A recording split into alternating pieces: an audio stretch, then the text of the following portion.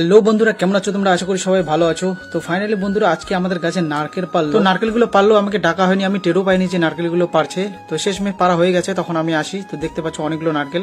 তো এক বস্তা নারকেল নিয়ে গেছে বাবা, আর আমি এখন নিয়ে যাবো এই নারকেলগুলো। দেখতে পাচ্ছ তো অনেকগুলো নারকেল হয়েছিল। তো এই গাছের মধ্যে নারকেল অনেক পেকেছিল আগে, তো নারকেলগুলো পড়ে পড়ে গিয়েছিল, তো আমরা পাইনি সেগুলো অন্য মানুষে কুড়ে নিয়ে যায়।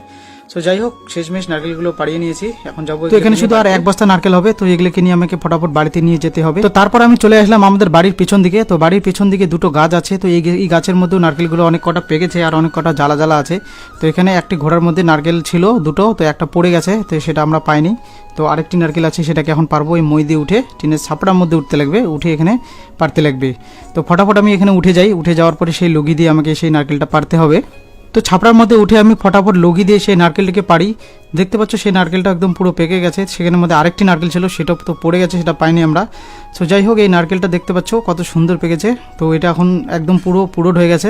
তো তারপর সেই নারকেলগুলো পারানোর পর সব নারকেলগুলোকে এক এক করে বাছাই করে তারপর এখানে দুটো নারকেল দেখতে পাচ্ছ আমি হাতে নিয়েছি। সেই দুটো নারকেলের মধ্যে কোনো জল টল কোনো কিছু নড়ছে না, ভিতরে একদম পুরো হালকা লাগছে।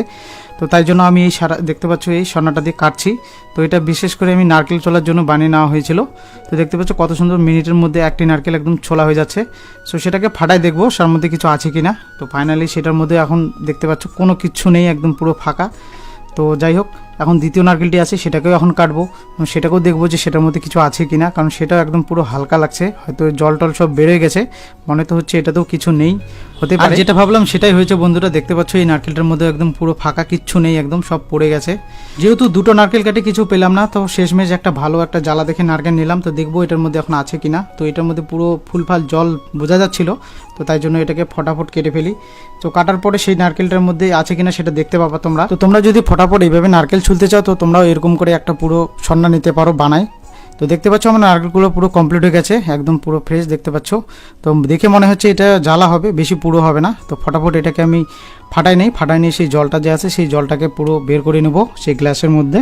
তো এই নারকেলের জলটা আমি খেতে পারবো না। তো ছোটোবেলা থেকে শুনে এসেছি যে নারকেলের জল ছেলেরা খেতে হয় না, জানি না কি হয়, তোমরা অবশ্যই বুঝে নিও সেটা।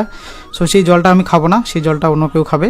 তো দেখতে পাচ্ছ পুরো নারকেলটা একদম পুরো সাদা সাদা, ভিতর দিকে একদম ফ্রেশ। তো সেই নারকেলটা পুরো একদম জ্বালা, এটা এখনও পুরো হয়নি। তো যেই হোক, তো এই জলটা যে আছে সেই জলটাকে আমি আমার গিন্নিকে দিয়ে দেবো, সেই জলটা সে খাবে। যেহেতু আমরা ছেলেরা সেই জলটা খেতে পারবো না। তো ঠিক আছে বন্ধুরা, আজকের জন্য এইটুকুই। তো তোমাদের যদি ব্লগটা ভালো লাগে থাকে তাহলে অবশ্যই একটি লাইক করে দিও, আর এরকম ব্লগ দেখার জন্য আমাকে অবশ্যই ফলো করে রাখো। তো ঠিক আছে, দেখা হচ্ছে নেক্সট ব্লগে।